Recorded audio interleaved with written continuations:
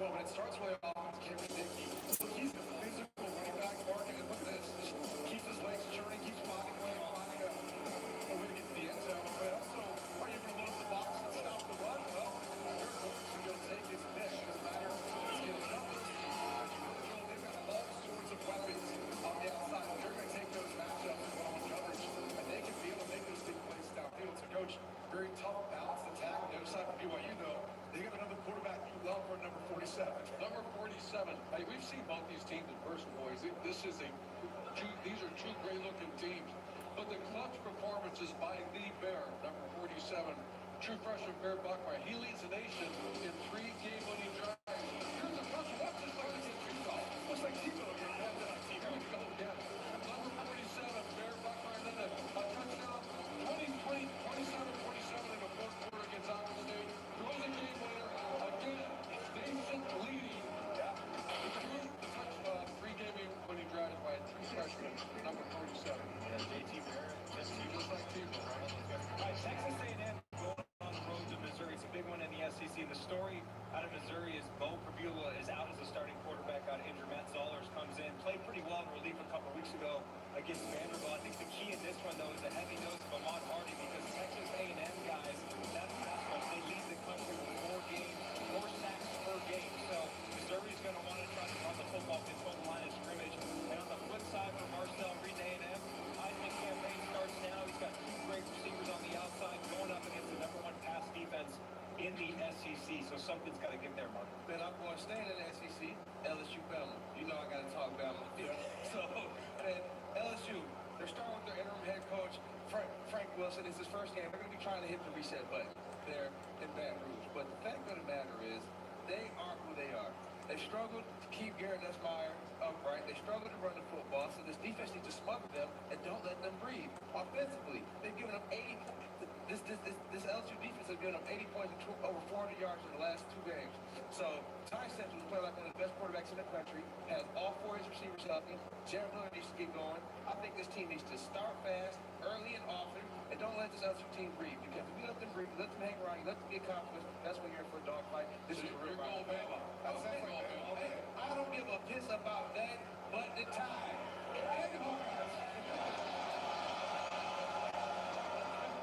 Hey, those always know where you are, Mark. Always know where you are. Time to bring back Dave Portnoy, and he had his eyes on that Northwestern USC game last night. Something in particular caught his eye, Dave. Okay, here's my rant of the week. I've got a problem with this. I don't know when it started. I hate college football, how they're giving out the same number on multiple teams. So you can have a number, like 3 number 3s. Last night in USC against Northwestern, this problem came to a head. USC, who are dirtbags, they put out the punter. It looked like the punter wearing number 80 was actually the 3rd-string backup quarterback, and he threw a pass. This should be jail. You put out a guy, he looks like the punter. Oh, no, it's the quarterback. Play goes for first down. I don't know when we started doing this. There should be 1 number 1, 1 number 2. Fine, you have over 100 guys, 101, 102, 100, and it leads to this. A fake punt that shouldn't be a fake punt because you have a quarterback pretending to be a punter. What happened? When did this go on? Get rid of the double numbers. It's gotta go. It's gotta go. Cowbell me up here for that rant. That's my rant. Thank you, By the way, that's Dave's 1st rant of the year. That's a terrible rant, Dave. What is this? Be careful. Dave Portnoy is the biggest dirtbag of all time.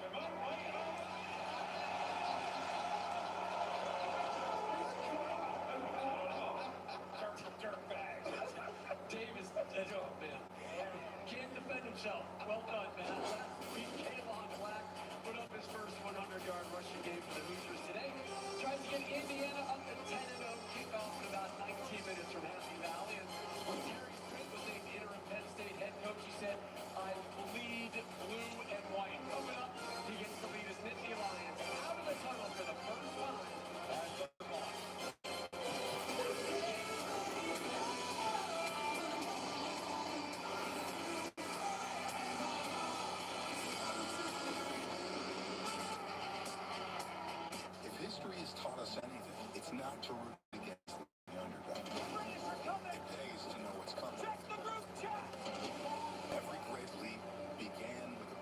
first step. And there's no shortage of second chances. Against impossible odds, you don't stand down. You swing first. Calcium. Trade on anything.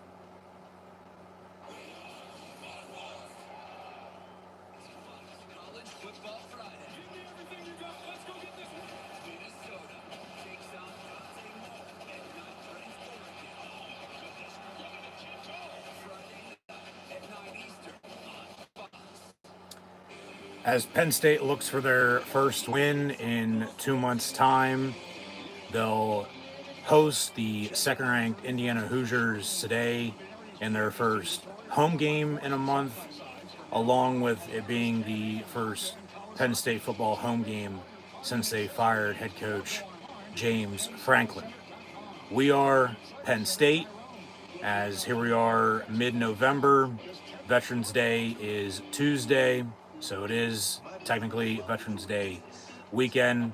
Before we get in to the game with a preview and live play, watch long reactions live here on YouTube with myself, your host, Encyclopedia Sports, Koy and Luke 96. I want to say thank you to our vets, Army, Navy, Air Force, Marines, and Coast Guard.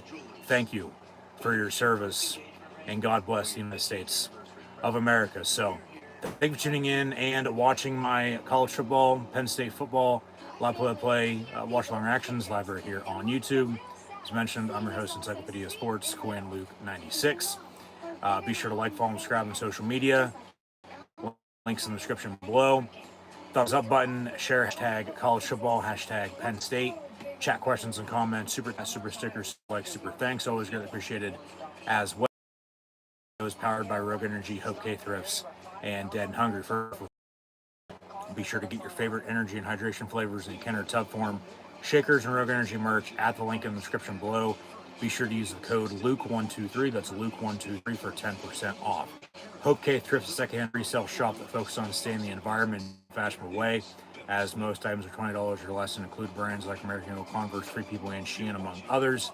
HopeKThrifts found on Depop, Instagram, Macari, and Poshmark at, yes, you guessed it, HopeKThrifts. That's HopeKThrifts. HopeKThrifts, so be sure to use the message seller code CHEAPTHRIFTS, CHEAPTHRIFTS, CHEAPTHRIFTS for 10% off. Link also in the description below. And then Dead and Hunger, a novel written by Nathan D. Mitchell. You can find it on Amazon.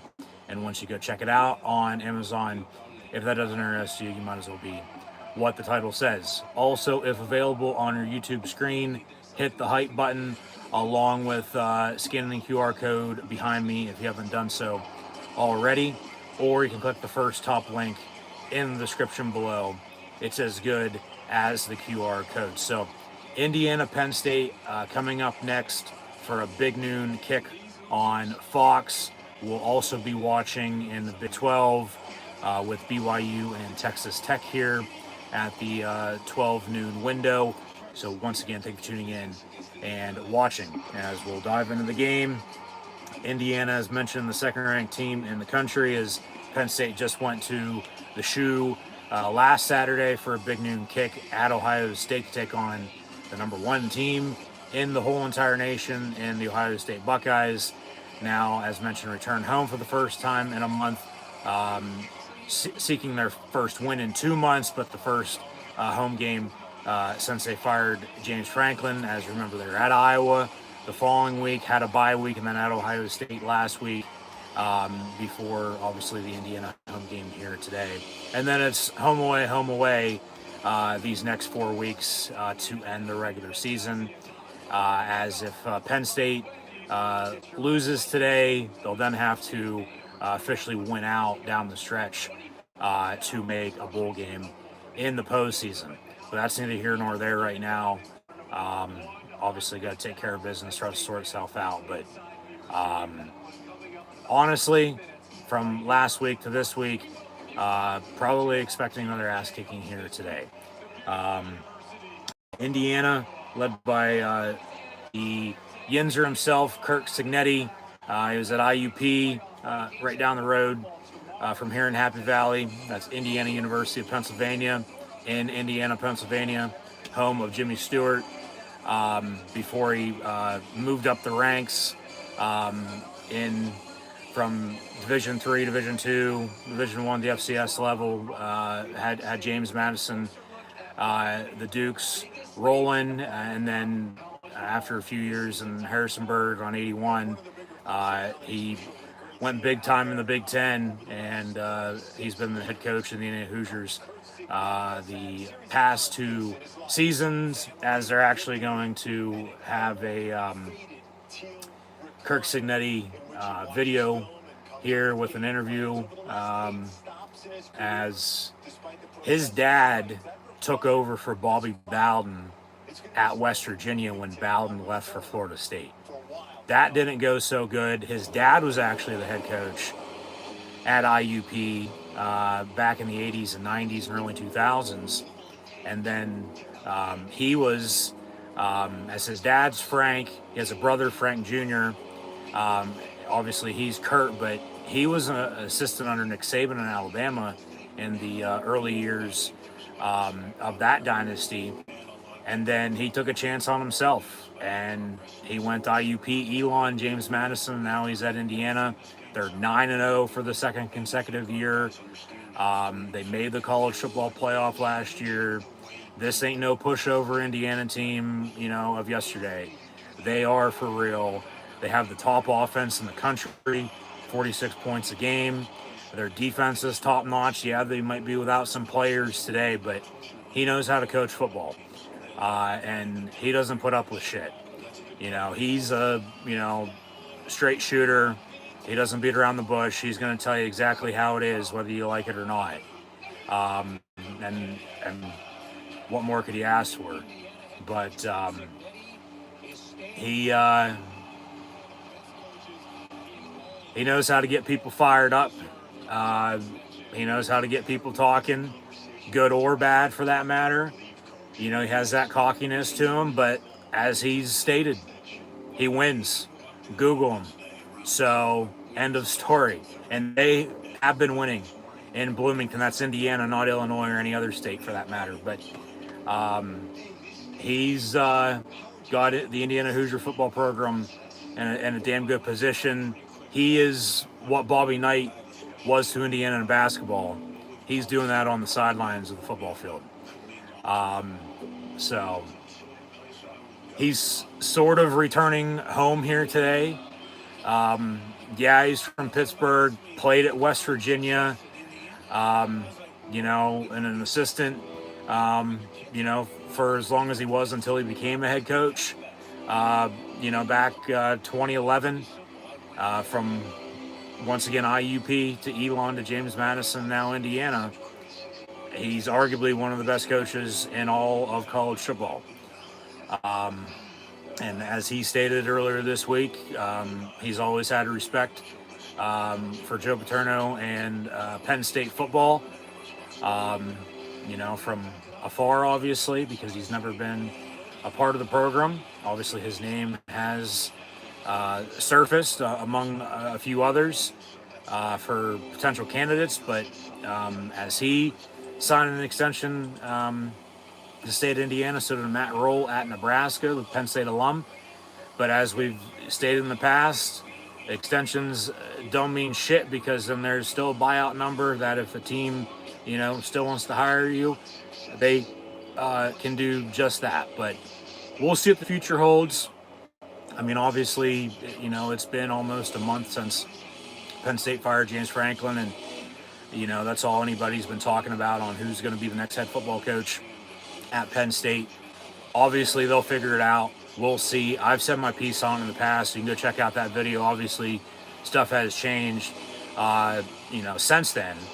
And I've said, a little bit here and there. But in the meantime, there's still football games to be played. Whether these, kids on this respective team are going to be on next year's team, or not. It's just the way college football is nowadays. But, yeah. Kirk Signetti's at Indiana, and he's got him in a damn good spot. Potential national championship contender. Obviously the Big Ten championship games in the Heartland, right down the road in Indianapolis. So, I mean, another home game for them if they do make the Big Ten championship game, unlike last year when it was Penn State and Oregon and the Ducks beating the Nittany Lions as they did in the whiteout late September. And then, that's what started the 3-game losing streak for Penn State. Penn State still hasn't won, since then. They haven't won in 2 months' time. They were 3-0, went on a bye, haven't won since. As they came off the bye from 2 weeks ago and played at Ohio State last week. Penn State's lost 5 games in a row for the first time since 2020, in which they started 0-5 in the shortened COVID season for the Big Ten only conference schedule that they played. But then they finished 4-5, won 9 in a row because they started 5-0 in 21, shit the bed down the stretch in 21, finished 7-6, and lost to Arkansas in the Outback Bowl, and then the Rose Bowl win in 22, New Year's 6 in 23, and then the College Football Playoff Final Four last year before losing on a game-winning field goal. And last week's loss was actually the first non-one-score loss for Penn State in quite some time, because every loss from the start of last season until now, then last week in the 38-14 loss against Buckeyes, every loss was one score or less. But yeah, Penn State was 3-0. They've lost 5 in a row for the first time since 2020, as mentioned. They're going to try not to lose 6 in a row here today, but if they do, it'll be for the first time since 2003 and 2004, respectively, that Penn State football loses 6 consecutive games in a single season. But it's going to be another dogfight.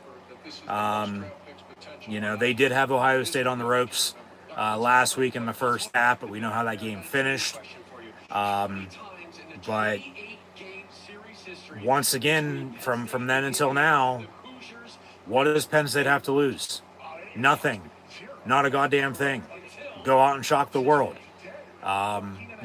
Obviously, offensively, it's a lot of running the football in the run game with a backup quarterback. The defense is, playing okay at times, but,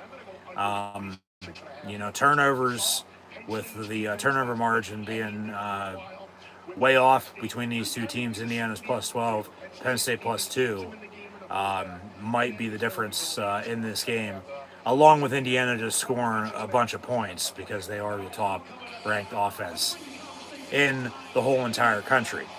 As mentioned, once again, it's a big noon kick on Fox. Indiana is a 14.5 point favorite. Over-unders right around 50. We should be going to kick off here in a minute, but it's also the Penn State helmet stripe out game. Basically a whiteout, other than, 2 sections on the east and west side of the stadium in blue to dawn what the Penn State football helmet looks like, obviously.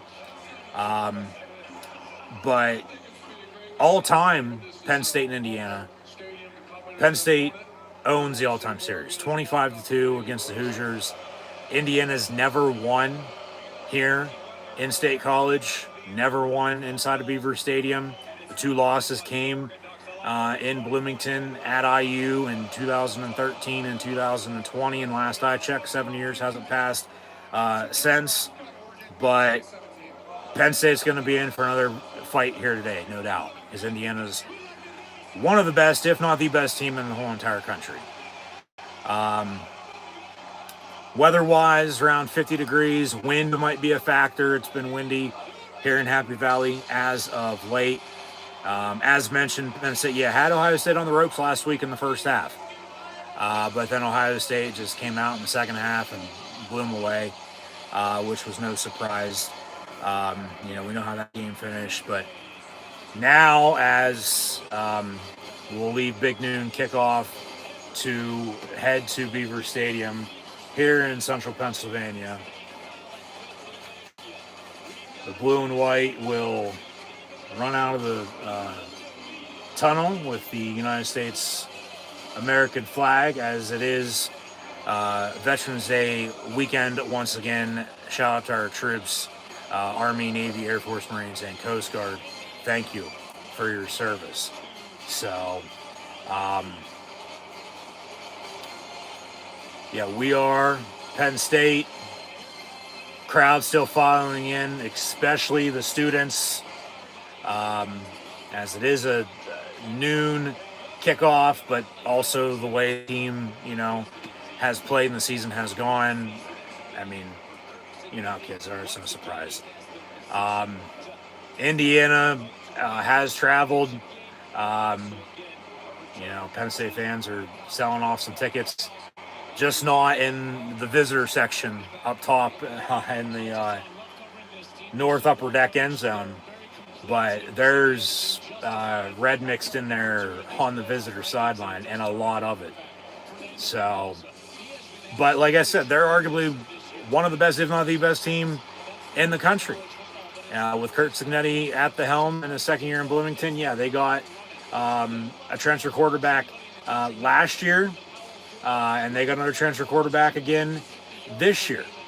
And that's Fernando Mendoza. Could be a top pick next spring come NFL draft time. But he transferred from Cal to Indiana, and they've lit it up. And they have a strong running game. They're going to open up the pass. Their defense is top notch. I mean, they're an overall solid, top to bottom, all three phases type of football team. They are. As I said, you got to give credit where credit's due. I'm not going to sit here and bullshit you and, say that all this or that. No.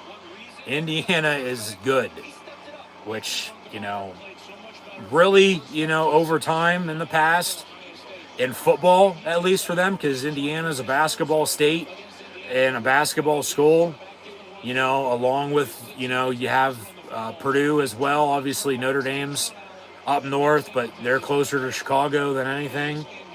And Notre Dame's, the football power in the state. Obviously, Notre Dame beat Indiana last year in the playoff, right before Penn State beat SMU, but and Notre Dame obviously beat Penn State then in the Orange Bowl. Notre Dame's still damn good as well. But, Purdue recently with, their national championships in college basketball, Kirk Cignetti's got Indiana rolling. An interview with him on the field here before kickoff. See what he's got to say. Time to attack and play. There's no concerns anymore. Just got to go play football,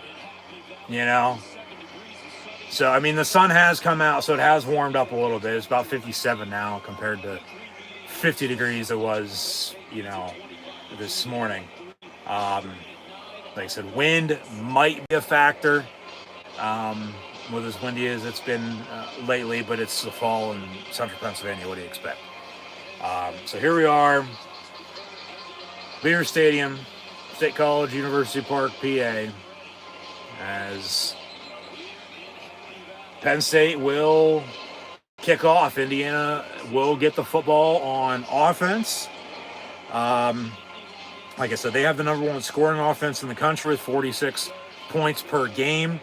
They're also number one in the country on third down conversion at 58%. So, Penn State defense, get the hell off the field, okay? And then, like I said, about the turnover margin, Indiana is first in the Big Ten, second in the nation in turnover margin at plus 12, whereas Penn State's plus 2. So, Penn State on to kick off, and their last home game of the season, their first home game in a month, and their first home game since they fired James Franklin as they seek their first win once again in 2 months as Indiana returns it to around the 20-yard line. So, yeah, here comes Fernando Mendoza. He has 25 passing touchdowns, most in the Big Ten. So, Penn State defense, Penn State in general, offense, defense, special teams, might be in for another long afternoon, just like last week, and probably another ass-kicking, if I'd have to guess. But, I mean, we'll see. Obviously that's why they play a game. Ain't side on paper, side on the field. Once again, what does Penn State have to lose? Nothing. Not a goddamn thing. Go out and shock the world. So 1st and 10 IU from the 21. First meeting in 2 years. Indiana came to Penn State in 23 when Tom Allen was still the head coach, and then obviously he was the DC for Penn State last year before he moved on to Clemson. Penn State, as mentioned, they lead the all-time series against Indiana 25-2. Indiana's never won at Penn State. 2 losses came on the road for the Nittany Lions in 2013 and 2020. So Indiana, 8 yards on the opening play, 2nd and 2 here from the 29. They'll hand off. Dom DeLuca hits him at the line of scrimmage, no gain on the play, 3rd down. But 3rd and short, and as mentioned, they convert 58% of the time on 3rd down due to the Hoosiers. So, defense, get the hell off the field, or it's going to be a long afternoon. Because then it's going to roll into time possession with clock management, and then, they got to shorten the game best they can with a run game. And they got to make stops on defense and obviously hope to score as many points as they can, especially with Indiana, having the top offense. Indiana calling a timeout.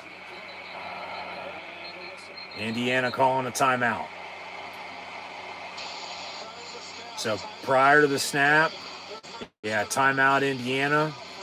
They're first. They'll have 2 remaining. So they call timeout, 13:37 to go in this first quarter.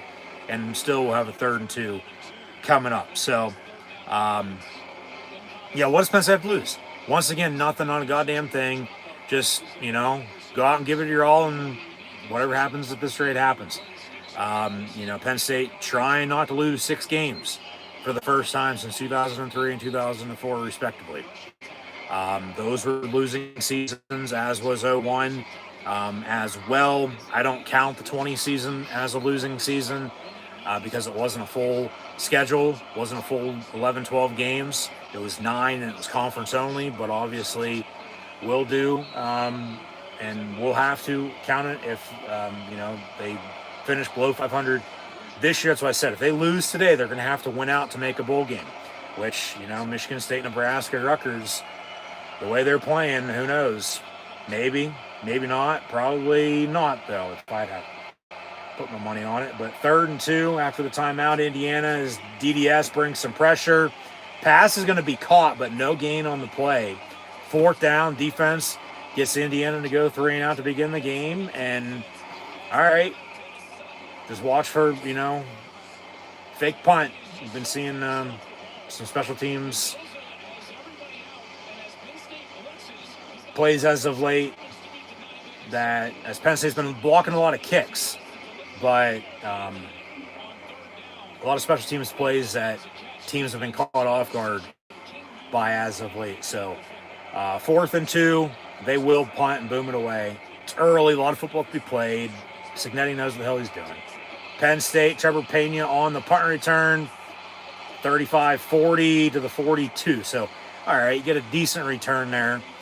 But now it's run the goddamn ball with Ethan Grunkmeyer and at quarterback for Drew Aller, making his 3rd consecutive start because, Aller broke his ankle. We got a penalty on the play. There is a flag on the play. Refs are huddling up, and we'll see what dirty laundry is. No foul on the play. They pick it up. It's 1st and 10, Penn State, the 42-yard line. But, at Iowa, you have momentum. You let it slip. Even with a strong running game, last week in the first half, they had Ohio State on the ropes. Second half, nothing. Run the football, okay? Fat man Katron Allen needs to average 92 yards a game these final 4 games to break the all-time Penn State rushing record, surpassing Evan Royster if he does so. But from the 42-yard line, 1st and 10, they'll hand off 2-13, the fat man Katron Allen, and he gets 5 yards or so. Looked like they had a tight end in the backfield lined up to the right of the quarterback Grunk, and then they actually ran fat man in motion and that actually might go down as a pass compared to a run. We'll see how they stat it up. But Penn State, second and manageable now, 2nd and 6. So obviously, one play at a time, move the sticks, work the sticks, move the sticks, but just take what the defense gives you, keep it simple, balance, consistency, momentum, rhythm, that pass. Short hopped. I think they're going to roll that incomplete, yeah. No catch and no completion. Trevor Pena for first down. It's going to be incomplete. 3rd and 6 coming up. So, yeah, like I said, it starts up front. You got to be able to run the football, open up the pass. But the way Penn State's been playing, that actually might be a catch. But, all right, so it is a catch, but it's not 3rd and 6. It's 3rd and a yard. So they give him 5 rather than, 6, 8, 10 yards that he kept getting. But 3rd and a yard up under center. Trouble with the snap, but they'll hand off to the fat man, Kaytron Allen. And right at the first down marker, he'll have it for first down. So they'll move the sticks and keep this drive alive to begin the game. As Indiana obviously went 3 and out. Penn State forced to punt. Offensively, they got decent starting field position. Almost fumbled the snap, but they get the first down. So, yeah, just work the sticks, keep it simple, balance, consistency, run the football, open the pass, get these tight ends involved finally this season. Probably not, but 1st and 10, they'll toss it, and then a loss 2. So 2nd and 12 here, 10:45 and counting to play in the first quarter. But yeah, Kaytron Allen, he officially needs 368 yards to become the all-time Penn State rushing leader. So it averages out to 92 a game over the next 4 games. Obviously, it is a tall task because that's almost 100 yards per game, which I mean he's capable of, but it's also how does this offense, the way they've been playing as of late, roll, whether they're running, whether they're passing, doing this or that, hopefully not turning the football over. But he is the go-to back. I mean, Singleton, he needs 5 rushing touchdowns to become the Penn State all-time rushing touchdown leader, I might add, as well. They give to the fat man again. They run it on 3rd and 7 and get the first down. I mean, just why not? Ballsy, yeah, but why not? Because they really don't have a pass game.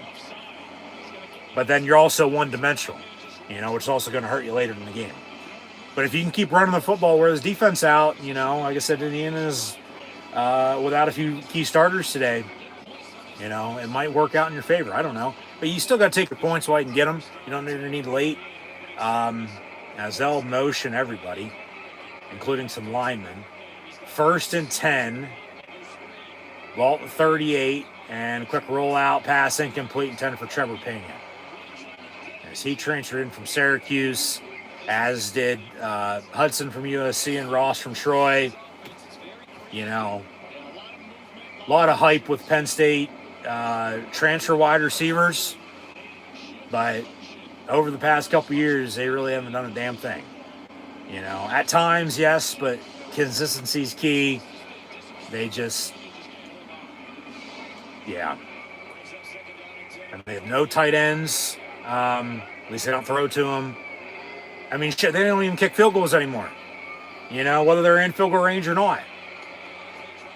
2nd and 10, they'll run it. Loss of 2, so 3rd and 12 at the 40. But like I said, from last week to this week, in games against the top 2 teams in the country, I want to take the points where I can get them. They had Ohio State on the ropes last week, and it was, 17-14 at halftime.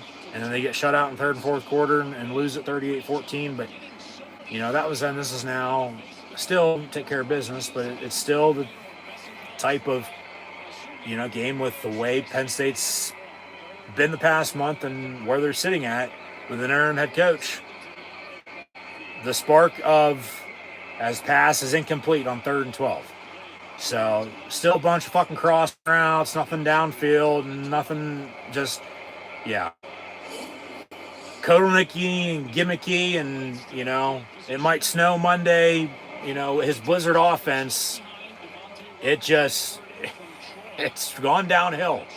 You know, like you want progression, you want to move forward. Offensively, they've gone backwards.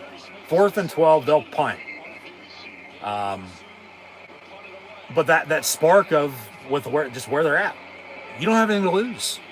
You know, you don't. Punt takes a bad bounce. It could have been down inside the 5, but it's going to be at the 14 because it bounced backwards towards the line of scrimmage. So, 20 minutes or so into this game, mid first quarter, we're tied at 0 as both teams punt on their opening drive. Indiana football when we come back. So, once again, thanks for tuning in and watching. Be sure to like, follow, and subscribe on social media. Links in the description below. Thumbs up button, share, chat questions and comments, super chat, super sticker, super like, super thanks. Always greatly appreciated as well. Hit the hype button if available on your YouTube screen, and also click the scan the QR code behind me if you haven't done so already, or you can click the first top link in the description below. It's as good as a QR code. So, commercial break here. We'll get back to the action, but yeah, Penn State just. We'll see what happens. You know, it's been frustrating to say the least the past month. And we've talked about it from all the high expectations coming in, and then, like I said, they haven't won in almost 2 months. Like, this is as bad as they've been in 21 years. Seriously. And, like, that's a lot of time. Just not in life or football. Just a lot of time. Especially with all the success that they've had in between. But then, you know, shit hits the fan, and you got to go through the bad to get to the good, and all that. And I mean, obviously they did in 20 and 21, and we saw 22, 23, 24 went, and then it's back downhill, and, you know, snowball headed for hell. So, yeah, just is what it is. What can you do about it? We're not coaching, we're not playing, we're, you know, fans and cheering on the team one way or another. So I said, in situations like this, you'll know who the, you know, real true fans are, and, you know, who isn't, who bleeds blue and white and who doesn't. But just once again, thanks for tuning in and watching. Be sure to like, follow, and subscribe to social media. Links in the description below. We'll get back to the action here in a minute, but go out and shock the world. You know, go out and shock the world. What do you have to lose? So continue on here. As mentioned, they're trying not to lose 6 games in a row for the first time in over 2 decades, 2003, 2004. But as today's the 8th of November, Penn State all-time on the 8th. We'll get to that stat in a minute, but this is actually Penn State's first game on this very date since 2014. They haven't played on this day since then. And it was a win against, well, you guessed it, Indiana. Like I said, they're 25-2 all-time against the Hoosiers, never losing at home. The 2 losses have been at IU. But 1st and 10, Indiana from the 14. Out of the I, they'll hand off out of for about 8 yards. It's out of the pistol. My bad, not out of the I formation, out of the pistol. Still an I, though, in the backfield. But 7:57 and counting to play this first quarter. Indiana, yeah, got a 2nd and 2 coming up.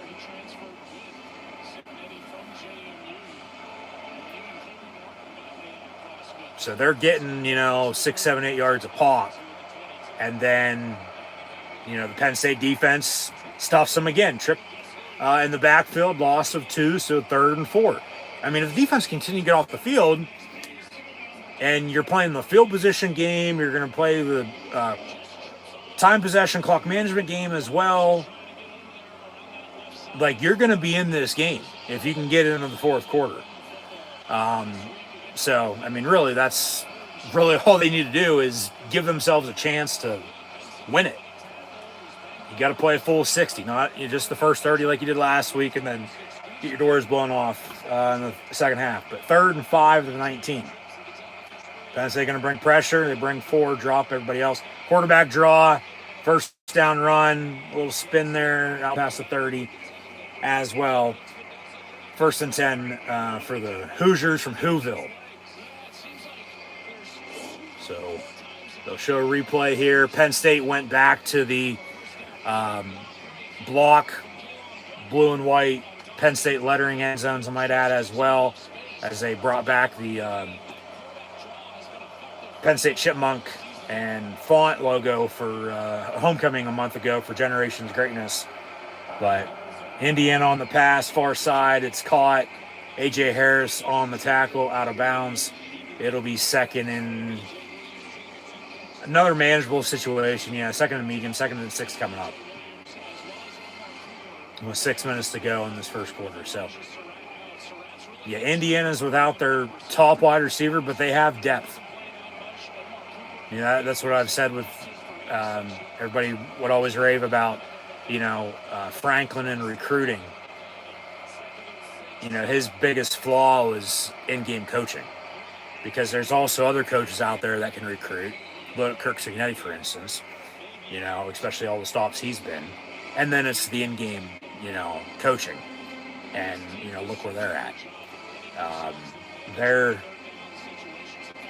the best they've ever been in their football history. Last year and this year. Yeah, they've gone and played and won Rose Bowls before.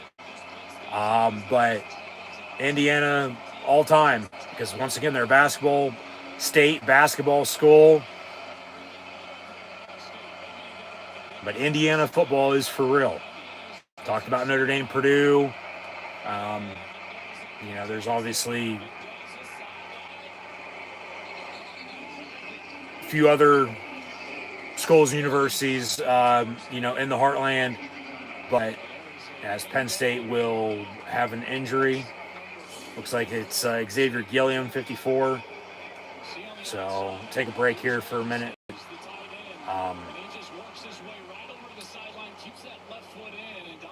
Indiana's also a racing state.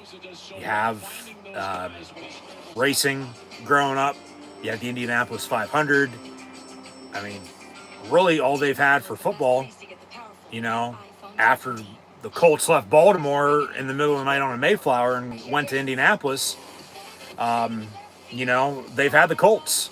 And, I mean, they've been, good at times. Obviously the Peyton Manning era was arguably, their best football they've ever played. But, they're now 7-2 after the Steelers beat them last weekend. But the Colts are also blue and white in a damn good position. Arguably one of the best, if not the best team in the NFL right now as well. So Indiana with, it's basketball season. No, football season's still going on. Like, normally they would have already been done, ready to move on and hitting the hardwood. But which is that time of year. Obviously, college basketball just started as well with the NBA too. But injury timeout, 0 piece here, mid-first quarter, so we'll get back to the action once again. But no, yeah, Indiana's for real. I can't state that enough. They're that good.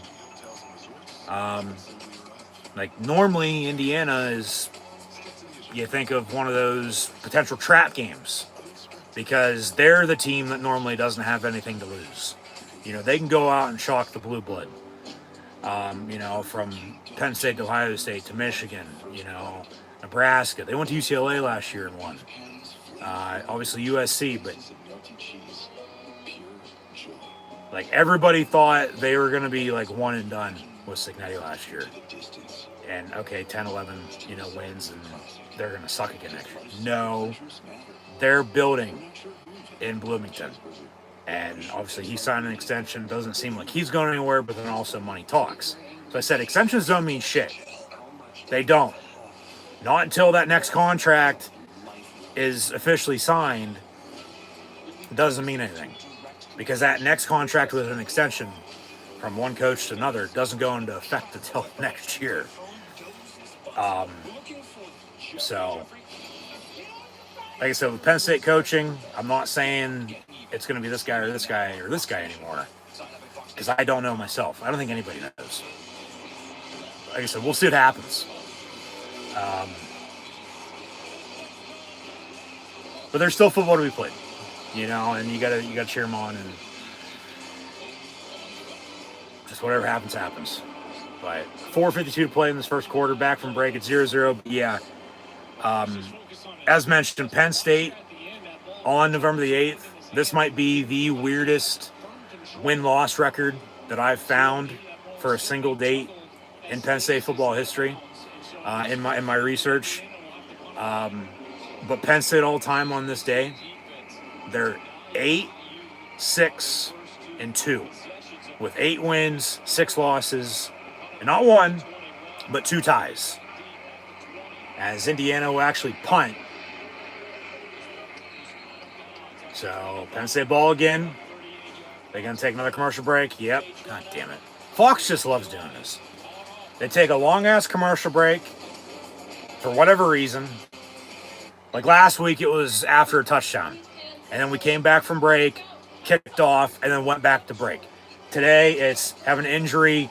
They come back from break, punt, and then we go back to break again. So we'll get back to the action shortly. Still 0-0. We're not missing a hell of a lot, but thanks for tuning in and watching. But yeah, Penn State on November the 8th, 8-6-2. Haven't played on this date since 2014, as mentioned, but 8 wins, 6 losses.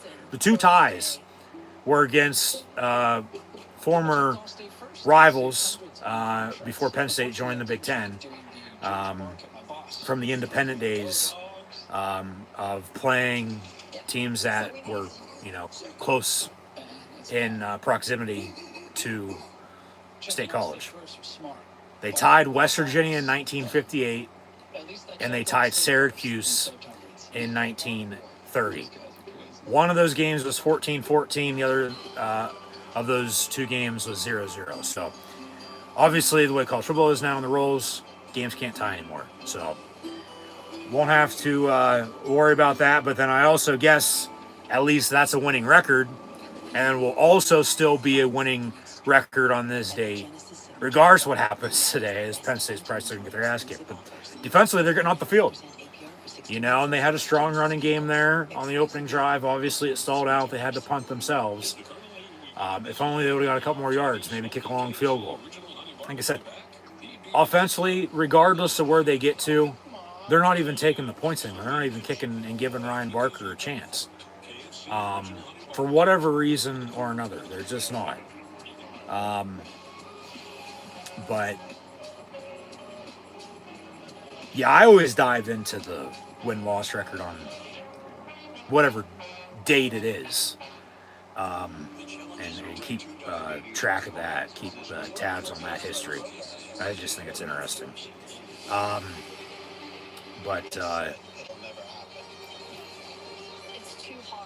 Yeah, 8-6-2 is probably going to turn into 8-7-2 come 3 o'clock, 4 o'clock at the latest, but can obviously hope, and do you believe in miracles once again? We'll see what happens. So, like as I said earlier, the running backs, as the Penn State offense going to be back out there here in a minute. Nick Singleton is 4 touchdowns away from tying Saquon Barkley, but 5 touchdowns away from surpassing him at 43 to make it 44 down the stretch here to become the all-time Penn State rushing touchdown record holder. And then the fat man, Katron Allen, needs 368 yards, a 92-yard average per game, to officially surpass Evan Royster as he took over in 07, 08, 09, and 2010. They'll give Fat Man to the 30. It'll be second and about 6 again. But for Fat Man to become the all-time Penn State rushing yards record holder, as he very well could get 4,000 total over 4 years, which then that averages out to 1,000 a year. As remember, him and Singleton are both fourth-year seniors. And solid 1-2 punch, but then as of late this year, especially, you know, it's really just been the Fat Man. But they both scored touchdowns last week, I might add. Fat Man has also scored at least one touchdown in every game so far this season as well. So 3rd and 5 here from Penn State from the 31. No motion, Singleton back into the backfield. Rappleyea in motion. Grunkmeyer going to get sacked, so they'll punt, and Indiana's going to get the football back. But yeah, just got to play field position.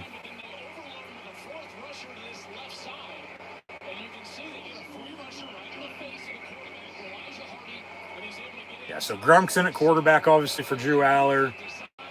We've seen a little bit of Jackson Smolik, but not a hell of a lot. Penn State will punt. Talked about it last week. Beckham Kritza, true freshman from Colorado, is going to go to CU Buffs under Dion. Plays high school football in Florida, though, at IMG, and then he committed to James Franklin and Penn State. And he's been banged up. Hasn't played, obviously redshirting, as Pacific Life will give us the whale commercial with the upbeat music for an iconic college football Saturday commercial that they finally brought back over the past couple years, but I'll digress. Anyways, this commercial is just, it gets you pumped up. Anyways, talked about, obviously, earlier in the season with the offensive line, the depth they have. You know, arguably they could be playing all 8 if they were allowed to, but obviously you got to figure out that 5, but then it's also rotating in those, you know, a couple extra guys. You know, wide receivers from the transfers, talked about those again, that, you know, they haven't lived up to the hype, just like the other ones didn't in the past either. It's always the flashy, okay, we're doing this and that, but then there's also execution on the field. You know, it's just, it hasn't worked out. And I go back to them getting rid of Taylor Stubblefield as a wide receiver coach and bringing in who they have now. Because wide receiver play up until then was, you know, pretty good. You know, I mean, it could have been way better as anything else could, you know, also be. But since then, it's really gone downhill, but nobody, you know, seems to really give a shit. Until it turns into a situation like this, and then it's the fucking blame game. You know, and then we talked about If and read the poem last week, but you know, yeah, from Hudson to Ross to Pena, from USC, Troy, and Syracuse respectively. Obviously, Liam Clifford's still around. You know, with the injuries they have at quarterback, I mean, they had Liam Clifford, the little red dog, Sean's little brother, play some QB last week on a play or two. You know, we'll see what they do today. But this offense with Kodanecki, just how gimmicky it is, it's like, you know, the first down's in front of you, right? Not to the sideline. Like, you got to move forward to score touchdowns. Like, the way the Penn State offense is gone, I don't know who's a worse OC, Matt Canada or Andy Kodanecki. But as I said with people saying, well, why haven't the coordinators, you know, been fired, you know, to this point yet either? It's like, well, really, at this rate, who gives a shit? They're both probably not going to be here next year anyway. You know, just like, you know, a lot of these, you know, players on this respective team, you know, now too. As hashtag honor U.S. vets for making Camo your cause this Veterans Day. Once again, shout out to our United States veterans. Thank you for your service, Army, Navy, Air Force, Marines, and Coast Guard, as they were showing off Penn State's athletic director, Pat Kraft, on the sideline. As he's working to find a new head football coach. 1st and 10, Indiana going to go deep, wide open, so they open up it and to the 15-yard line before Elliott Washington wraps them up. So now they got a spark, big play, momentum inside the red zone. I'm sure Cignetti loves his Del Grosso sauce, but they're looking to punch this in and score and take an early 3, maybe 7, probably 7-0 lead. And then Penn State's going to be in a hole. I mean, you knew it was coming at some time. You know, they were going to take a shot. You just didn't know when. So from the 15 officially, 1st and 10, IU out of the pistol. And they'll run it, tackle for loss. So 2nd and 13 now, back at the 18. But, yeah, just... And what the fuck we got going on now? Another injury. Zion Tracy down on the knee.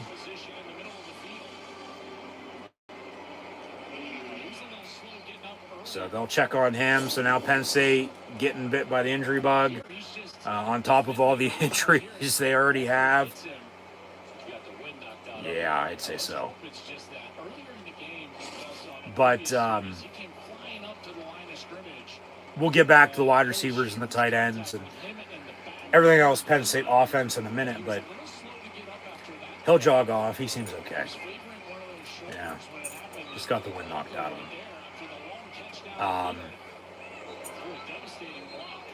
Field does look in good shape, good condition. Obviously, they haven't played at home in a month. And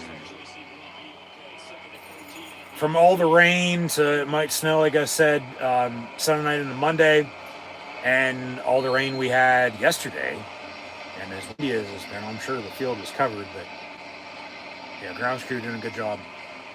2nd and 13 looks better than Heinz Field right now. I'll say that much.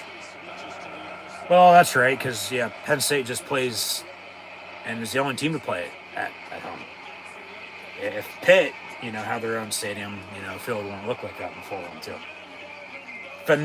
Fernando Mendoza, as Indiana fans celebrate, quarterback, keeper on the draw up the middle, I think untouched until he got to the end zone.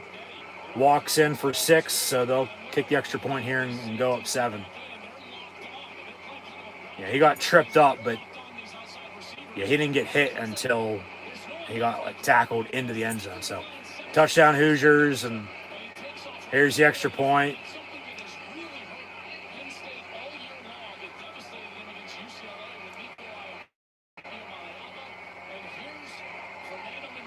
Snap, hold, kick, all good. So Indiana now leads Penn State 7-0 as they're trying to win in Beaver Stadium at Penn State for the first time ever in program history here today. But yeah, Penn State defensively, all season long they were just talking about it. So I'll echo the sentiment. They haven't been able to stop the run, especially the quarterback run. But just frustrating. Yeah, what can you do?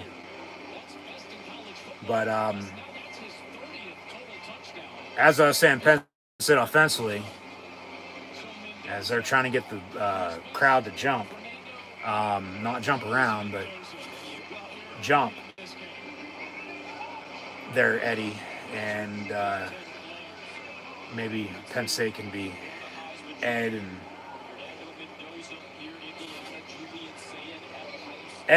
Eddie, yeah, with the running backs.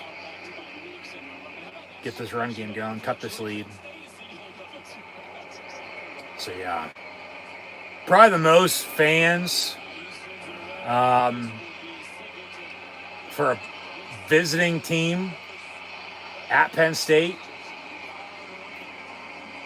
in quite a while. I mean, obviously, you're always going to get Ohio State and Michigan. Probably going to be more red in 2 weeks when Nebraska comes in. Wisconsin, Iowa travels well. When West Virginia came up a couple years ago, and Alabama and Auburn in the past, Pitt, nearby.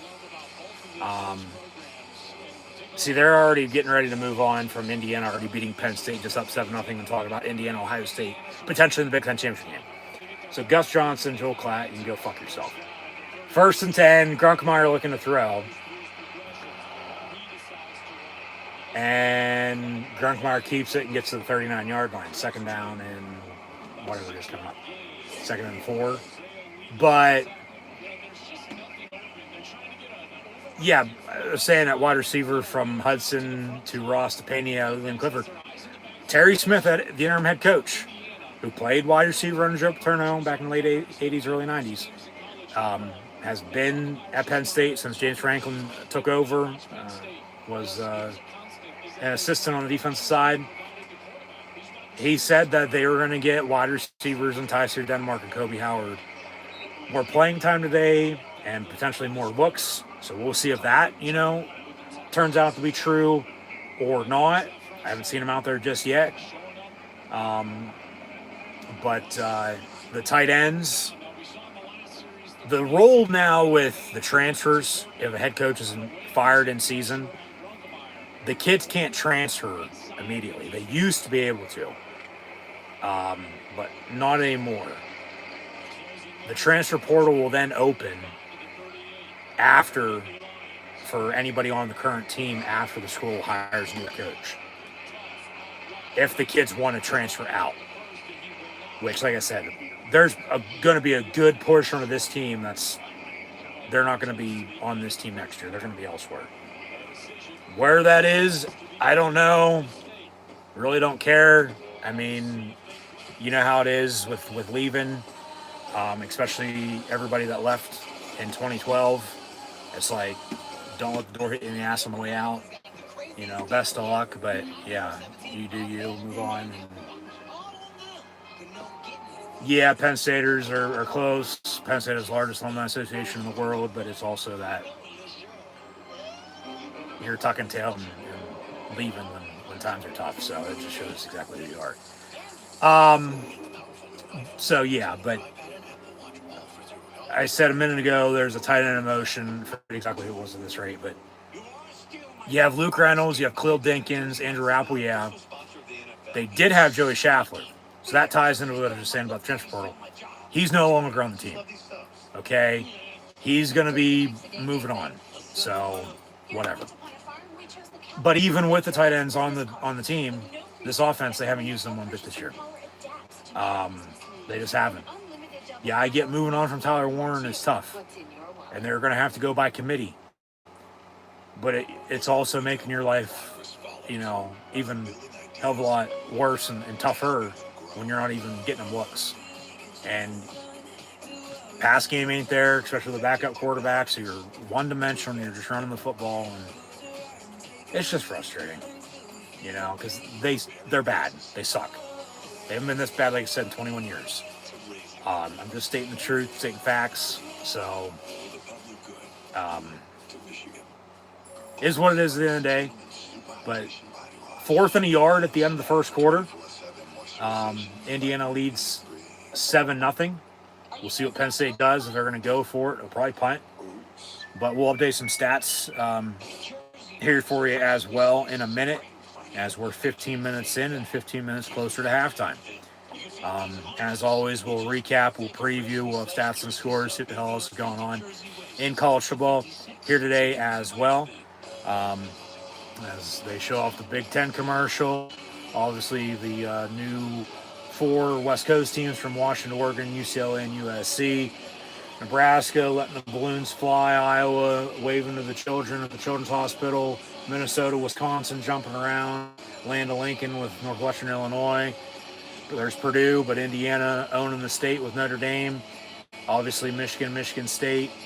And then OHIO, the number 1 team in the country, as Indiana is too, but Maryland down the road, and birthplace of college football for Rutgers, as Penn State will be in Piscataway to end the regular season after Thanksgiving. But then here we are in Central Pennsylvania, Happy Valley, State College University Park, and we are Penn State. So thanks for tuning in and watching. Be sure to like, follow, and subscribe on social media. So Fernando Mendoza, Ethan Grunkmeyer, the run game. Mendoza doing it all for the IU offense. He's 3 of 4 for 58 yards.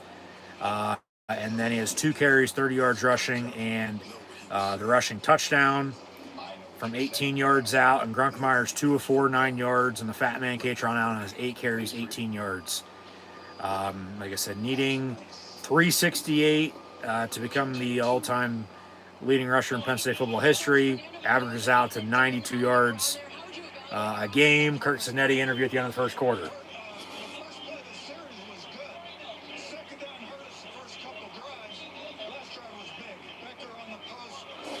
Yeah, they had that big play that got him going.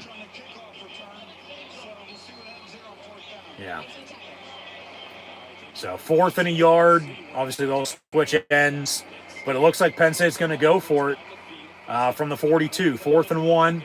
And they'll break the huddle, line up real quick, roll out on a play action.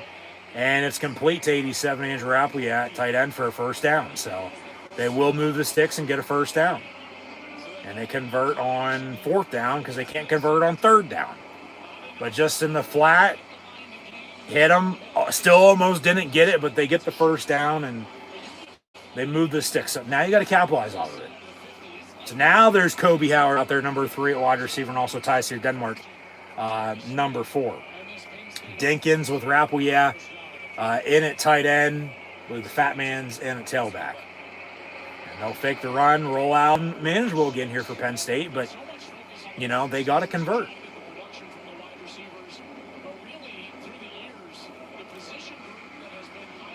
What the fuck?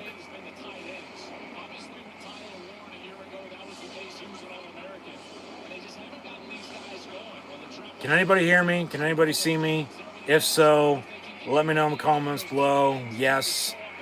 I believe the internet just went out for whatever fucking reason. We should still be running, though, off of data. Streaming off the YouTube app on my phone, as always. God damn it.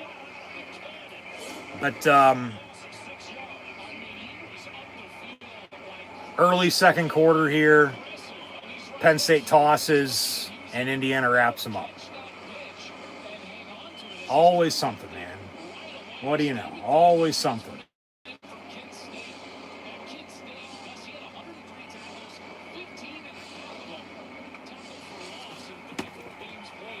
Yeah, we're still live and rolling, it seems like. It's just the chat's disconnected and trying to get this back up and running on my end. So Penn State pass complete. Trevor Pena, he breaks a couple tackles before he's wrapped up inside the 20.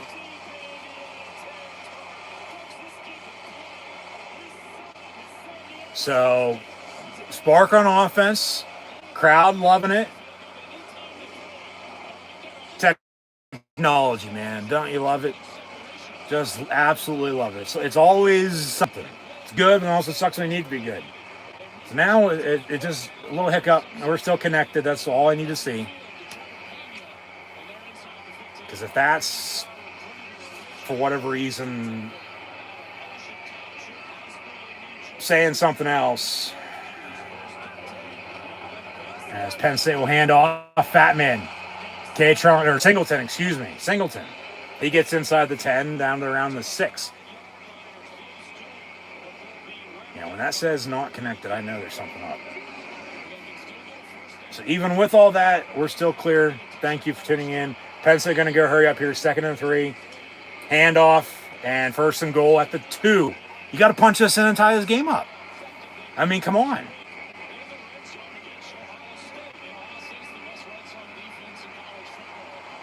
All right, we're good. Be even better if Penn State scores here. Come on, boys.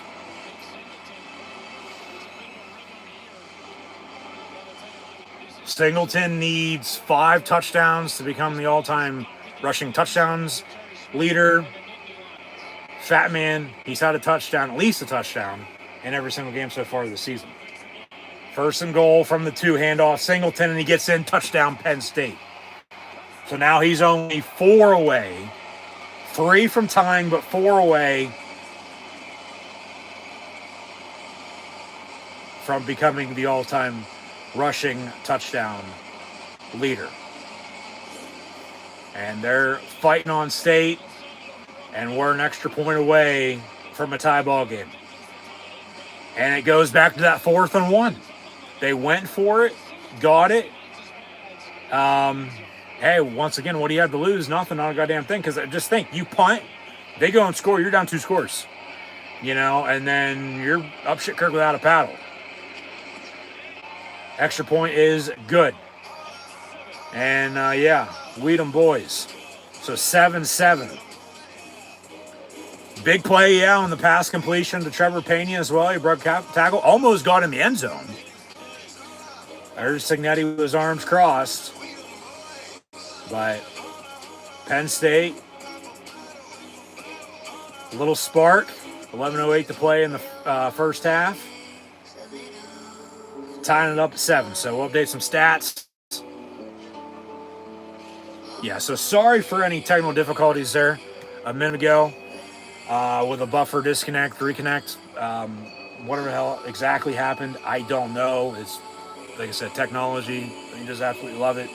It's always something. If it ain't one thing, it's another. It's always good, but also sucks when it needs to be good. But 760 yards. Fat Man, 8 carries, 18 yards. Singleton, 5 of 6 in the rushing touchdown. So extra point was good from Ryan Barker. And we're tied at 7.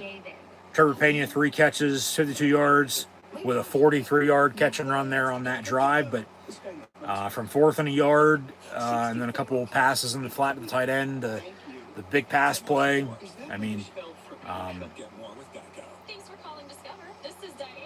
You have momentum.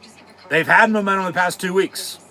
At Iowa, well, not past 2 weeks, past 3 weeks. There's a bye week in between there, sorry. But first time they're playing at home in a month. First time they're playing at home since they fired Franklin once again. What do you have to lose? Nothing. Go out and shock the world. You lost the number 1 team in the country last week, even though you had on the ropes. You're playing now the number 2 team in the country, and you have them tied. The thing is, that will work out in Penn State's favor if they can maintain momentum right now until halftime. They're also going to get the ball back to begin the second half because they kicked off and Indiana got the football to begin the game. So, keep it balanced, keep it consistent, put the pressure on them, not yourself. Just remember, they had momentum at Iowa after they fired Franklin. Early turnovers, scoring points off turnovers. Surprisingly, haven't had one yet today. Like I said, Indiana's top in the Big Ten, second in the country in turnover margin at plus 12. It's a lot of turnovers that they're getting on defense, and they're not turning it over on offense. Penn State's only plus 2. That's a big gap. It's a big difference, especially 10 games into the season. We 7-7 here, 11:08 to play in the half, but Penn State with a strong running game. And then they just obviously lost by 1 again at Iowa. They lost by 1 in their last home game against Northwestern. Obviously, Franklin was fired the next afternoon. And that was needed. We've talked about that. That ran its course. Ship sailed. But Penn State kicks off. Fair catch. And they'll have the ball 1st and 10 as we hit 1 o'clock. So, obviously just not scoring, as many points as their opponent. And Iowa State on the ropes. Got Indiana on the ropes here again. It's pressure on defense. It's stopping the run as they have been able to. Just not the quarterback run. If they can get a turnover on defense to maintain momentum, let alone just get the fuck off the field. They forced Indiana on a quick couple of 3-and-outs to begin the game before that last drive. The deep ball got them, and then they ended up scoring off of it. Pass complete near side. DeLuca pushes them out of bounds. They got to maintain momentum. They have a spark there with the touchdown drive to tie it up. You just can't allow Indiana now, just like you've allowed any other team, after you score, to let them go score. You got to get stops. You got to get off the field, especially with Indiana's offense, the top scoring offense in the country at 46 points a game, 58% conversion rate on 3rd down as well. So 2nd and 3 here for IU from the 32. Mendoza in the gun. Maybe some movement up front, but they'll run the ball and get the 1st down. Lowering the shoulder, a couple stiff arms, he gets out past the 40. Indiana left to right here across your television screen or our dial as we're on Fox. And these are my live play, watch long reactions. Live here on YouTube. Be sure to like, follow, and subscribe. But maybe a little hold as well. Refs are letting him play, though, so I'm fine with it. As long as they're calling down the middle, I don't have a problem with it. But defense just got to get a stop. Defense got to get a stop. From the 42, out of the pistol. And another tackle for loss. So, all right, 2nd and 11.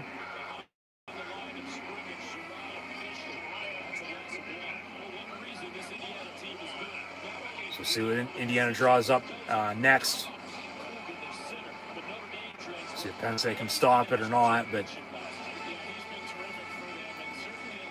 you just can't allow them to do what they want. You got to put the pressure on them and get stops. So 2nd and 11 from the 41. Mendoza getting pressured, avoids a sack, going to tuck it and run. Gets to around midfield at the 48-yard line. It'll be 3rd and about 3-ish. 3.5, 4 yards coming up for Indiana. Yeah, 3rd and 4, 9:03 to go in the first half. 7 apiece. Come on, defense. Where you at? Just get off the field. Turnover would be awesome, but just get off the field. Because then they're going to have to punt, and you're going to get the ball back with a chance to take the lead. Penn State looking to bring pressure. They will. And down goes Mendoza on the sack at the 43. Deny Dennis Sutton coming out. Motherfucker.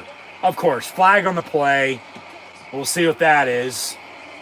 If I'd have to guess, it's probably going to be against the Penn State defense. And they'll replay the down, and then Indiana's going to get a first down. Holding, yeah, on the defense. 10 yards, automatic first down.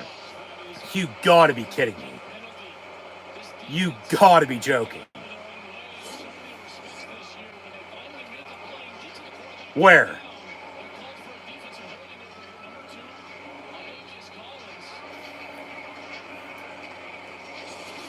All right, I'll live with that. 1st and 10. So now you get off the field, but then the penalty costs you, and you shoot yourselves in the foot. And now Indiana's probably going to go fucking score off this. Bubble screen, a couple broken tackles. He's going to cut across field. Still loses about 4 yards, but man, just can't catch a break there.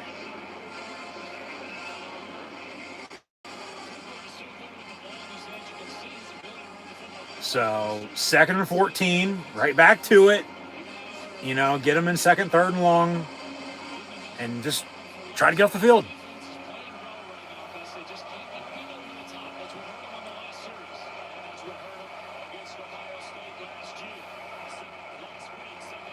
Mendoza will hand off. Indiana runs it up the middle. Yeah, to get themselves 3rd and manageable.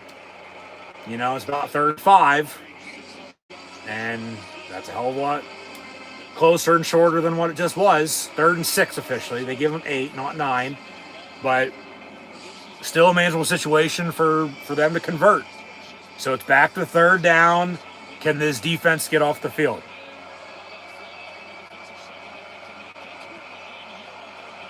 So from the 38, 3rd and 6.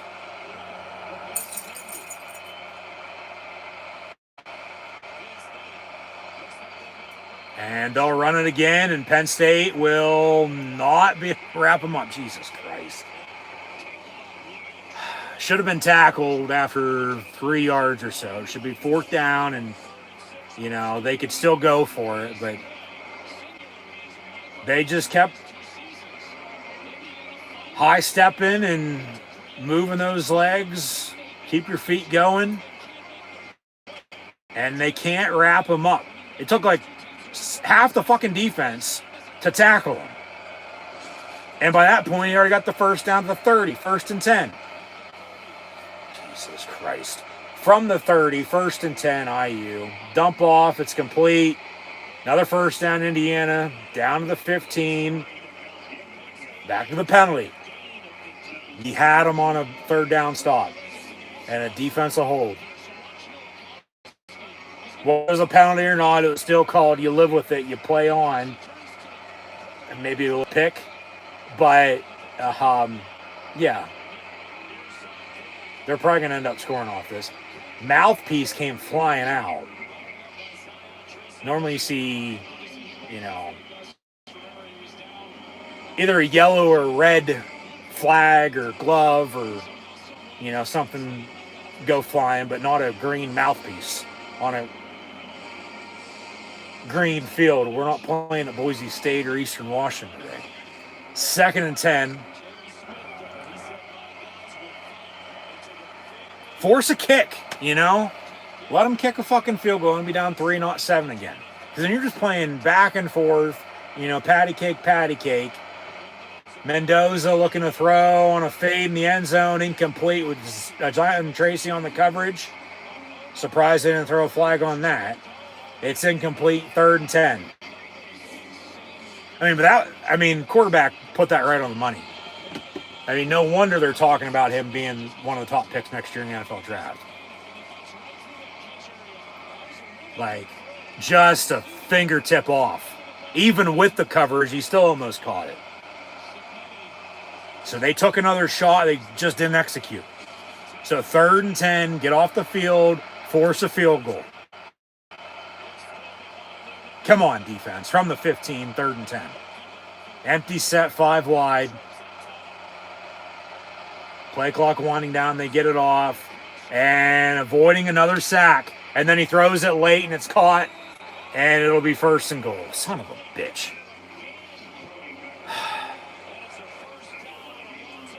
And then they have the nerve to say on TV that, these fans are still behind them, regardless of the record. Well, no shit. Obviously, nobody, in the media knows a damn thing about Penn State. So I guess we got to just keep, proving them wrong and, showing them who we are. 1st and goal from the 5. But what's new? Any chance they fucking get to put Penn State down, they do, and they will. 1st and goal from the 5. They run it. No gain on the play. It's 2nd and goal from the same spot. About 4:09 and counting to play in the first half. Come on, defense. Let's get a stop.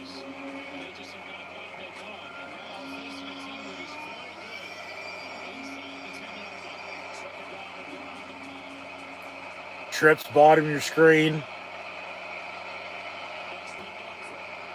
Mendoza looking to throw, and down he goes on the sack. Ball came out, but he recovered it. It'll be 3rd and goal.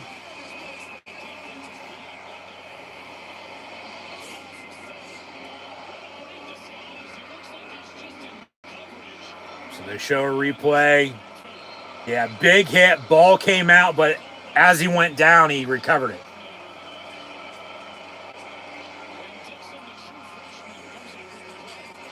So, give me a hell yeah. 3:16 to play in the first half. Penn State's tied with Indiana at 7.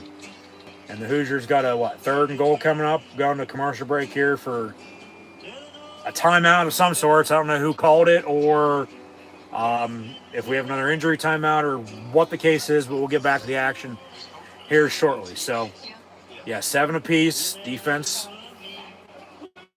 It's been the whole entire drive. Get off the field. They had him. Penalty cost them. And then, almost had him again. They get a 1st down, and then here we are, 3rd and goal. You got to force a kick. You'd rather be down 10-7 than 14-7. Still 1-score game, but it's 3, not 7. And then if you can get into field goal range, tied up again, you're just, you're giving yourself a chance. You're not letting this game get away from you. It's one play at a time. So, defensively, they've, over the past 3 weeks, for the most part, other than stopping the run and this and that at times, been playing pretty damn good. Obviously, I think because they're back home here today, crowd's helping them out a little bit. Because they've been on the road and obviously had a bye week in between. And, senior days in 2 weeks. But,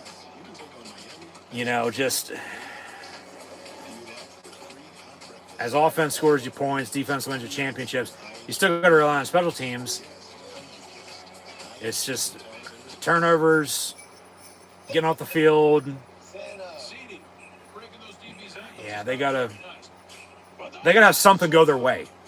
You know, that's what I'm getting at. Like, just, I don't care what it is. The little things add up. You know, just like 100 pennies make a dollar. Everything adds up. Whether it makes sense in the long run, who knows? That's a story for another day. But yeah, just do what you got to do. Find a way, and yeah, we'll see what happens. So I'll leave it at that. Just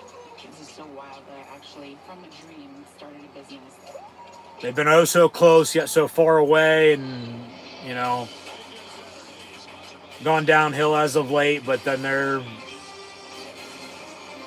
they're still fighting.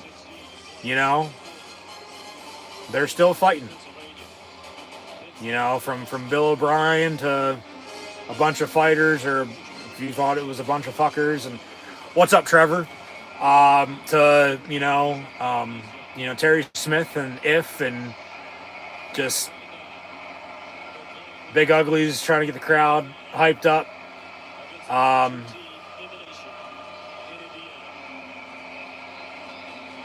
Just fight, you know, find a way.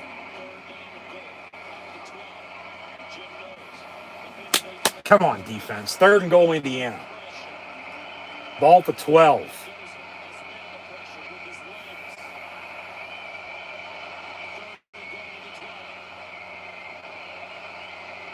That's a false start.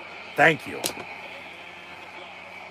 So play clock was winding down. They got the snap off, but then it was movement and 3rd and goal at the 17 now. Back them up some more while you're at it. I mean, at this rate, you know, back up. Back the fuck up. You know, at this rate, you're just making the field goal longer. 3rd and goal from the 17. They have to score unless they go for it, 4th and goal if they get inside the 5. You know, like, Cignetti's going to be smart about it. They don't convert here. He's going to kick the fucking field goal. He's going to take his points. He ain't stupid. From the 17, 3rd and goal. Penn State bringing pressure. That's a hold. Roll out, pass caught. Got to tackle him. And they do it at the 10. So 4th and goal at the 10. When it was 1st and goal at the 5. So they went backwards. One reason or another. Got some positive yards on that, but they're still short. So, yeah, Indiana called the timeout to go into that last break, I might add. So they have 1 timeout left. Plus 2-minute warning, as Penn State still has all 3 with a 2-minute warning as well. But Indiana going to kick the field goal here, I have to think, right? Yeah, from the right hash into the south end zone, into the student section, from 28 yards out. Snap. With the hold, kick is, ooh, it was good, but hit knuckleballed almost wide left. But it does go through the uprights, and it's good for 3. So Indiana leads Penn State once again, 10-7. And, I mean, that's just with the wind as well. So 10-7 here as we near halftime. But Penn State, guess what? Getting the ball back with 2 minutes and 30 seconds. 2-minute warning and all 3 timeouts left. Go tie this game up. Go score, go take a lead in the halftime. And then guess what? Penn State's getting the ball back to begin the second half. You're going to have momentum. You might have a chance here to get a 2-for-1 and double dip. And then put the pressure on Indiana come, mid-third quarter. And then if you continue to get stops on defense and keep them out of the end zone and crack and lock down on D, Penn State's going to be a damn good position coming, late third into the final 15 in the fourth quarter. As I said, just give yourself a chance. Get this game in the fourth quarter. The chance to win it. So we'll see. But obviously a lot of football from to be played from now until then. It ain't over until it's over. But, still one play at a time here. And just go out and execute. Make a play. That's all I'm asking. Just go score. Go Just do what you got to do. I don't care what it's going to take. But it's also still the first half, and that's how Penn State was playing a week ago. And then they didn't show up in the third and fourth quarter, because Ohio State just came out and fucking blew them out, which was no surprise. And I said it at halftime then, like, don't be surprised, even though Penn State has Ohio State on the ropes and all that. Ohio State just comes out and does exactly what they did. So, like, I'm sure Signetti is going to be giving his Hoosier team a nice pep talk at halftime and, like, wake up. Which, I mean, they have a lead, but they, probably could be scoring more and putting Penn State in their place, no doubt. Which I'm sure there's a lot of people that are surprised they're not right now. But it's still a 60-minute game, Like, it ain't won in the first half, but it sure as hell can be lost, early on. So, Penn State commercial here, as the message is furnished by the Pennsylvania State University. But we are Penn State. So, you get back to it here, and we'll see what happens here before halftime. Just don't turn the ball over. Just seriously, do not turn the football over. You have time and timeouts with a 2-minute warning to go tie this game up, let alone take a lead into halftime. So, because I'm sure Ohio State and, a few other teams in the top 5, top 10 of the, just not AP, top 25 poll now, but the college football playoff rankings and the Big Ten standings are hoping Penn State beats in the end of the day. Because then for IU, that'd be a real bad loss, against a 3-5 Penn State team who hasn't won in 2 months. So Indiana will kick off. And it'll roll to the 5. They pick it up and a return to the 22. So Penn State ball from there, 2:25 to play in the half. With the 2-minute warning and all 3 timeouts, got a 1st and 10. So take what the defense gives you, get this run game going. But they got to let Grunk air it out. And they got to, move the ball downfield. Not fucking side to side. Go north-south rather than east-west. So 1st and 10 here, Penn State from the 22-yard line.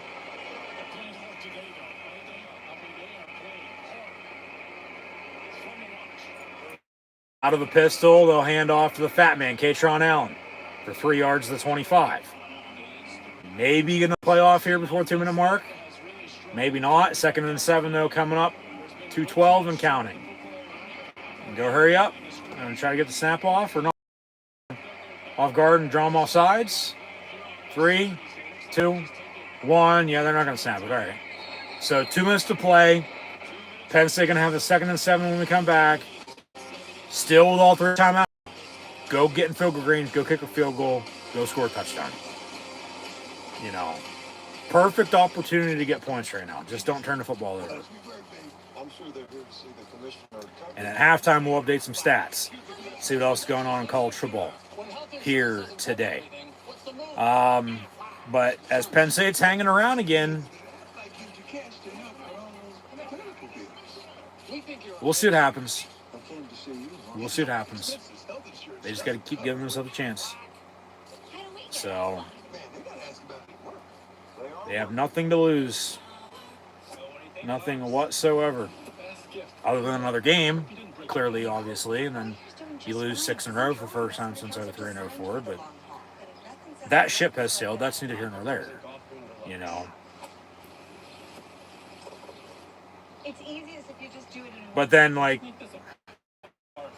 who knows? I mean, maybe they do find a way to win.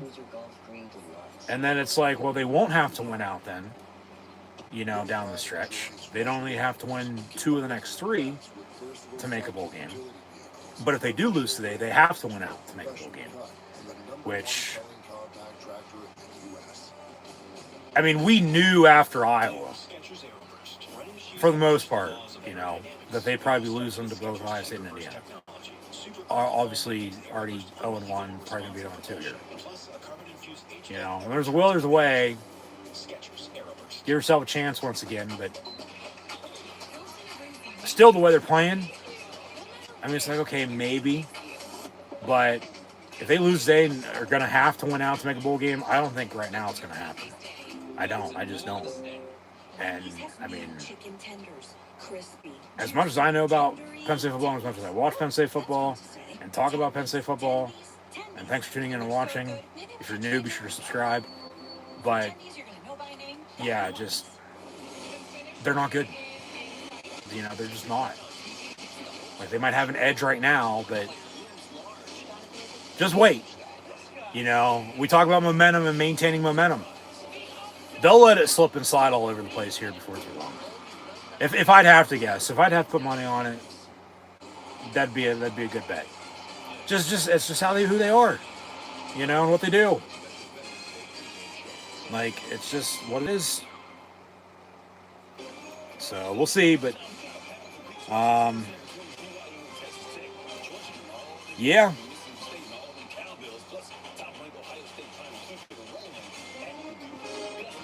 We'll leave it at that and see if they can do something here and give us some hope. And God bless the United States of America, as I believe they just honored the veterans in attendance. So shout out to them and thank you for your service once again. Army, Navy, Air Force, Marines, and Coast Guard. Thank you. Grunkmeyer going to keep it. Loses the yards, 3rd and 8. So now Indiana, they can get off the field here on 3rd down. They'll call their 3rd and final timeout. They'll still get the ball back with, you know, a minute and change, depending on how much time Penn State uses here to snap the ball on 3rd and 8. Maybe a little less than a minute. We'll see. But then for them to go do something before halftime, because Penn State's still going to get the football back to begin the second half. So 3rd and 8 Penn State from the 24. Reynolds in motion. Good block. Grunkmeyer looking to throw. Dump it off to him. He's wide fucking open. But didn't see him. There's a fumble. Indiana has it, but he was down. They say Indiana football, though. So Penn State does turn it over. He was down. He was clearly fucking down. Katron Allen gets the screen pass. See a replay here. Bobbled it, spun.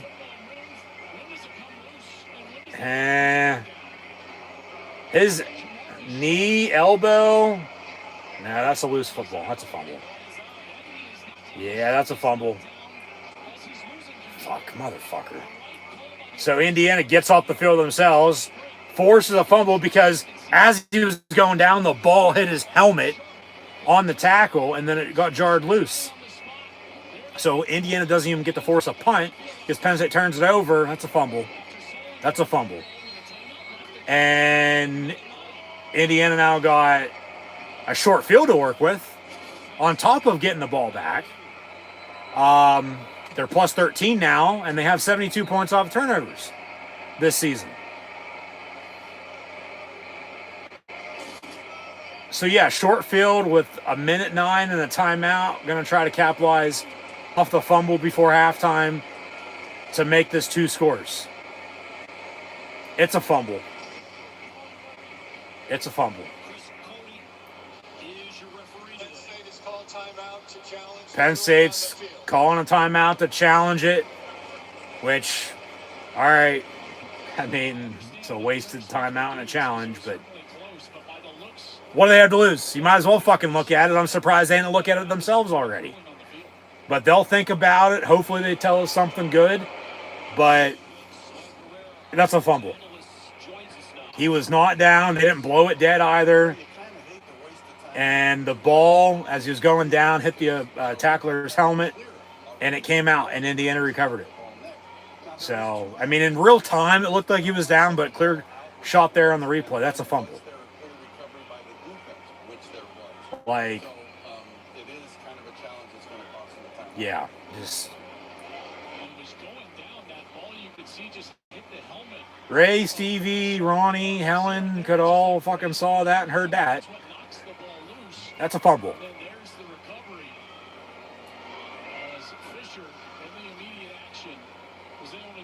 So it's Indiana football, 1st and 10 with a short field, 1:09 and a timeout. Going to go up 2 scores before halftime. And then Penn State's in a hole. Which they already were 7-0, but they tied it at 7, down 3.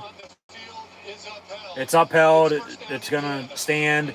Yeah, Penn State going to be charged with a challenge and a timeout. And, yeah, it's Indiana ball, 1st and 10. So, yeah, Indiana now, what I said, they're plus 12 entering the game. It was the first turnover to get. So, plus 13. And what they say, 72, 75 points off turnovers. Like, if Indiana does not score before halftime, it's going to be a disappointment for them. Like, they have the ball at the fucking, 20-yard line, 25-yard line. Going to try to capitalize off of a fumble. So Penn State just shooting themselves in the foot from penalties and turnovers now. You have ball at the 22-yard line. Or Penn State had started their drive. And then only got a couple yards before they turned it over. 1st and 10 IU. Mendoza looking to throw down the middle. High, incomplete. Yeah, that's a pass interference call. Crowd ain't going to like it, but that's a penalty. He's all over him. He tackled him before he was able to catch him. Yeah, PI on the defense. Spot foul. Yeah, 1st down IU at the spot. So, 10-yard line might be even 1st and goal. Yeah, King Mack going to get charged. Yeah, that's a penalty. So, back-to-back plays from a fumble to now 1st and 10 on a pass interference to 1st and goal Indiana. How about the defense just goes onto the sideline and Indiana plays 11-on-0 and just let them fucking score, because that's exactly what's going to happen anyway. 1st and goal at the 10. Penn State bringing pressure. Indiana's pass caught at the 1. They'll mark them short at the half-yard line. So 2nd and goal from there. And they got 50 seconds or so and still a timeout in their pocket to be able to score another touchdown here. And then a difference in this game is going to be clearly the fumble, points off of it, which Indiana scores. They do score off the fumble with a touchdown there. 16-7, extra point to come. But then also, at least the defense only allowed a field goal on that one other drive, because if not, and they have a touchdown there, you're down 14 compared to 10. But they had a chance there with 2 minutes and 30 seconds, all 3 timeouts, and the 2-minute warning to go do something before halftime. Tie it up at 10. Go take a lead. But no. They fumble. Indiana, credit to them. They do what good football teams do, and they put other teams in their place, and they score off the fumble. And, yeah, Penn State now down 2 scores. So,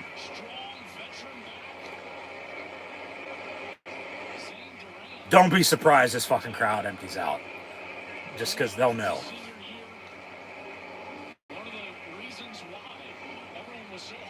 Like, normally it's always like late 3rd, early 4th quarter if Penn State blows somebody out, or if they know the game's over, that they're also going to lose.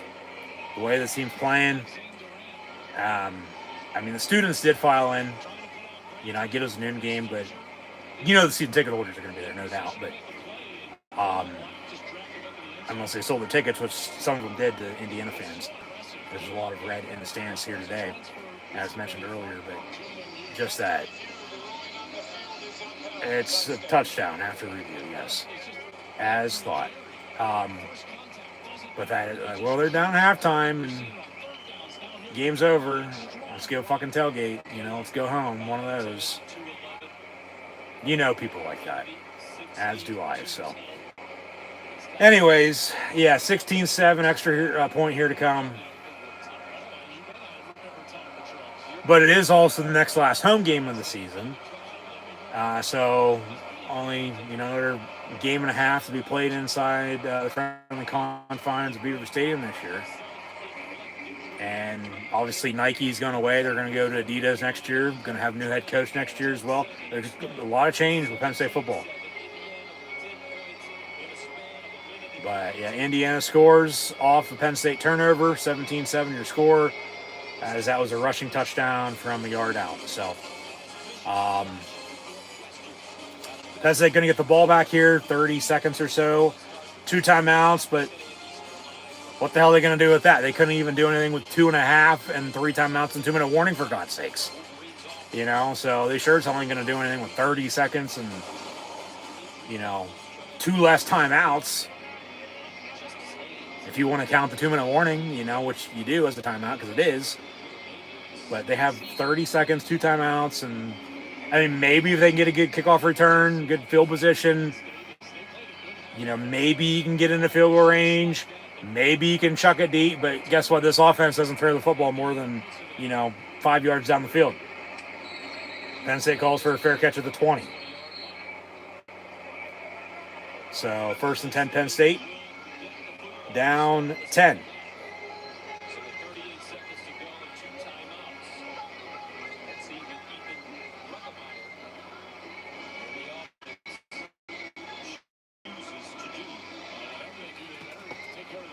They'll probably fucking run the ball.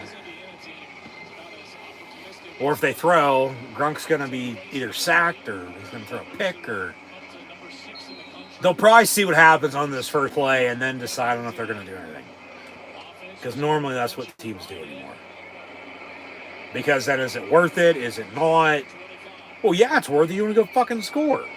But like I said, they couldn't do anything with time and timeout. So what makes you think they're going to do anything with no time and no timeouts now? Down even more. No. Down to the 30. As Singleton got 5 yards on the reception. Clock's ticking. You have fucking 2 timeouts. You want to go hurry up? All right, call your fucking timeouts. It's pass complete. Dinkins gets a first down. Timeout with 14 seconds. Timeout. Oh my God. And they finally call one with 8 seconds. And boos from the crowd. Clearly, no shit. You don't fucking say. It's 3rd and a yard, not even a first down. Just wasted like a good 10, 15 seconds that they could have. Yeah, I get you probably won't have any timeouts then, but still, maybe you have some more yardage. Because time doesn't, really fucking matter at this rate. You want to get yards. But you also want to try to stop the clock. They don't until they do. It's the little things, man. It's just, it's frustrating as all hell.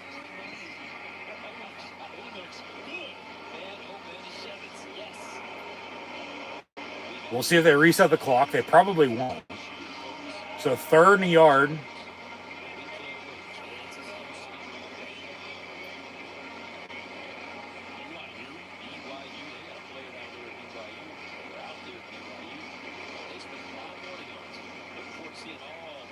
And now they're going to look at it. If they're going to review that, Penn State should get their timeout back, and they should reset the clock. So they're going to look to see if he was short for 3rd and 1 or if it's a 1st and 10. But then remember, Penn State called timeout, but if they're reviewing it, Penn State should get their timeout back, and they should reset the clock.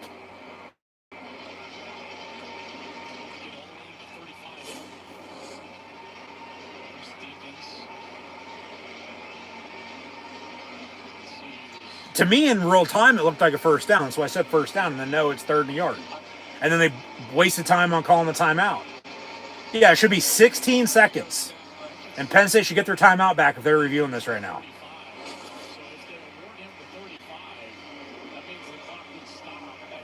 Exactly. Penn State doesn't call a timeout. Put the time back on and get Penn State the timeout back. Thank you. Finally, somebody fucking, agrees.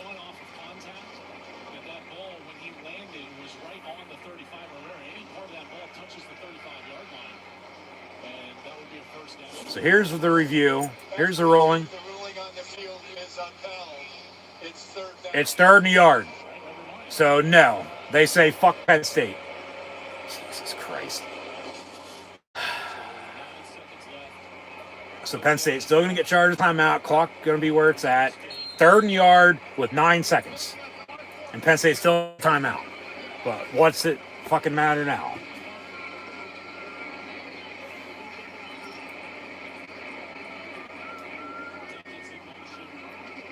Grunkmeyer will hand off. They'll get the first down. Timeout. Timeout if you want to chuck it deep. 5 seconds. Play hook and ladder. A little pitchy woo-woo. They'll reset the clock because we're under 2 minutes. Now they'll wind the clock. They don't call timeout. Penn State snaps it. Pass is caught. Dinkins. But then he runs out of bounds. My God. Just poor clock management. Piss poor clock management. I mean, come on. Like, and Indiana's 19-0